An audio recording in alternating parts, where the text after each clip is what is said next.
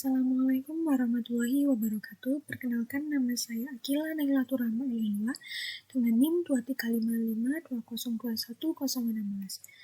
Hari ini saya akan mendemonstrasikan proyek game yang saya kembangkan menggunakan framework Flutter yang berjudul Saksi Nusantara.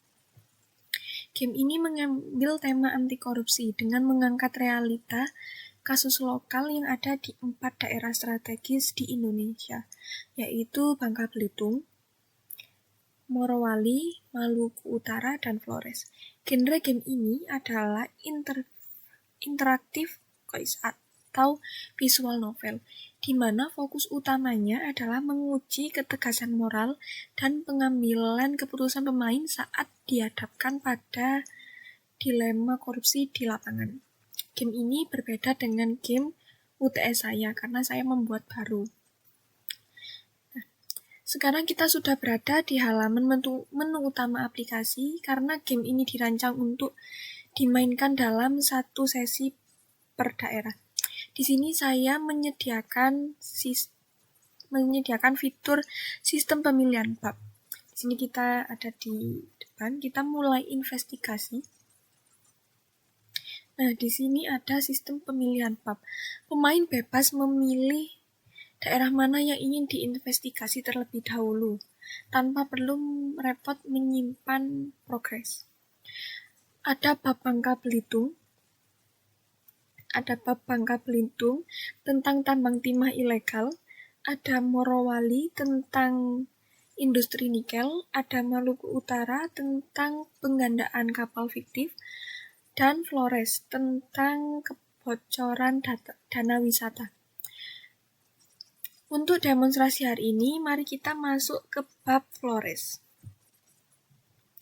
Sekarang kita masuk ke halaman utama permainan. Bisa kita lihat bersama, user interface game ini dirancang scannable dan bersih menggunakan komponen stack dan stateful widget di Flutter. Di bagian atas layar terdapat dua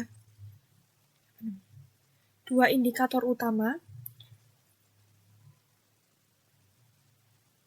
status pemain. Yang pertama ada integritas, mengukur komitmen moral pemain dimulai dari angka 100. Yang kedua ada keamanan, mengukur keselamatan fisik dan posisi karir pemain dimulai dari angka 100. Nah, di bagian tengah ada narasi cerita, dan di bawahnya ini terdapat tombol pilihan tindakan. Disimulasikan, di bab Flores ini ceritanya pemain sedang mengusut kebocoran dana retribusi tiket digital di Labuan Bajo. Kita baca, Labuan Bajo menyambutmu dan pemandangan luar biasa, laut biru kristal, bukit-bukit hijau, dan kapal-kapal wisata yang berjajar di pelabuhan. Tapi di balik keindahan itu ada masalah besar. Pemerintah pusat telah mengelontorkan dana 200 miliar rupiah untuk pengembangan pariwisata Flores. Uang ini seharusnya untuk membangun jalan ke desa-desa wisata, fasilitasnya untuk turis, dan pelatihan bagi warga lokal. Tapi kenyataannya jalan masih rusak, fasilitas minim, dan warga lokal justru tersingkir dari bisnis pariwisata. Di warung pinggir jalan, kamu bertemu Pak Marcel, mantan kepala desa yang baru saja dicopot. Saya dicopot karena bertanya kemana uangnya. Nah, dana wisata 200 miliar itu menguap.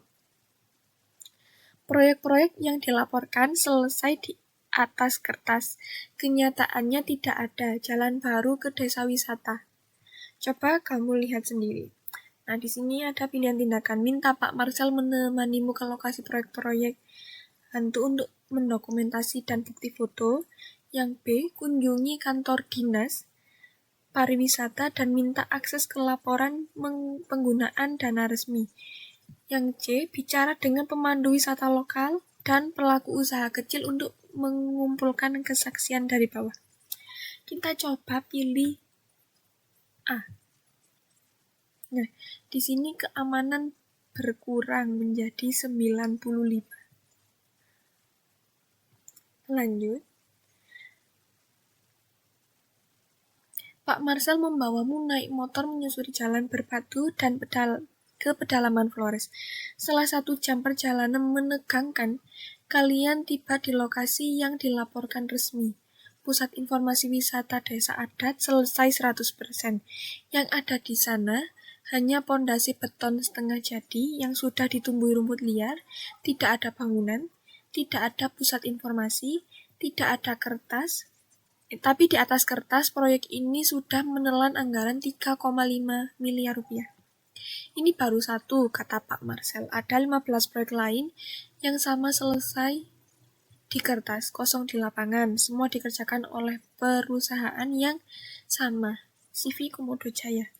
Dan pemiliknya, keponakan dari gadis pariwisata. Kamu memotret semuanya, pondasi kosong, plan proyek yang sudah pudar, dan GPS lokasi. Di sini ada pilihan, kunjungi semua 15 lokasi proyek dan dokumentasi satu persatu sebagai bukti komprehensif. Yang pilihan B, cukup dokumentasikan 3-4 lokasi terpenting, lalu fokus mencari bukti aliran dana ke CV Komodo Jaya. Kita coba pilih B.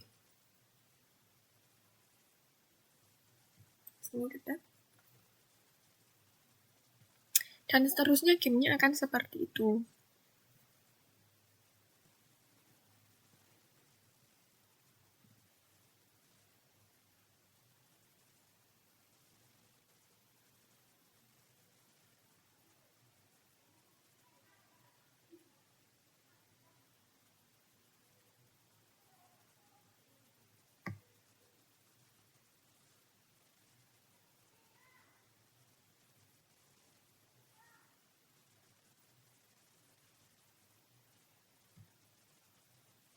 Nah, di sini keamanan turun karena bisa memicu kemarahan oknum.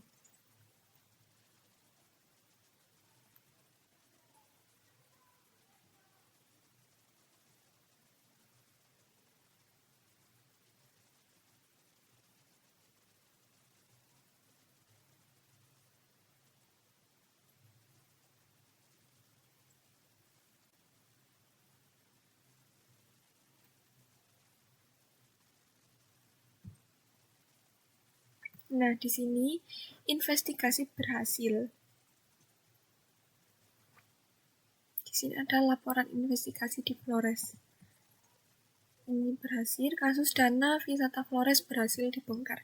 Apabila dalam mengambil keputusan pemain terlalu sering berkompromi dengan koruptor, skor integritasnya akan menyentuh angka 0, dan game akan otomatis menampilkan layar game over menjadi bagian dari masalah.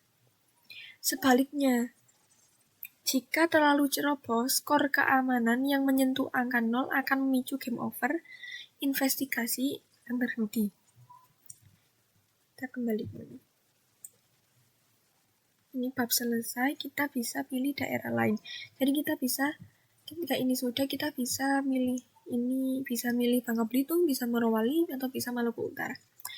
Kesimpulannya, melalui game berbasis Flutter ini, saya ingin menunjukkan bahwa edukasi anti korupsi dapat dikemas secara interaktif dan ringan tanpa menghilangkan esensi dilema moral yang nyata di berbagai daerah Indonesia. Gamenya pun sangat ringan dan siap didistribusikan dalam bentuk file APK ke perangkat Android apa saja. Demikian presentasi demonstrasi dari saya. Terima kasih atas perhatiannya. Assalamualaikum warahmatullahi wabarakatuh.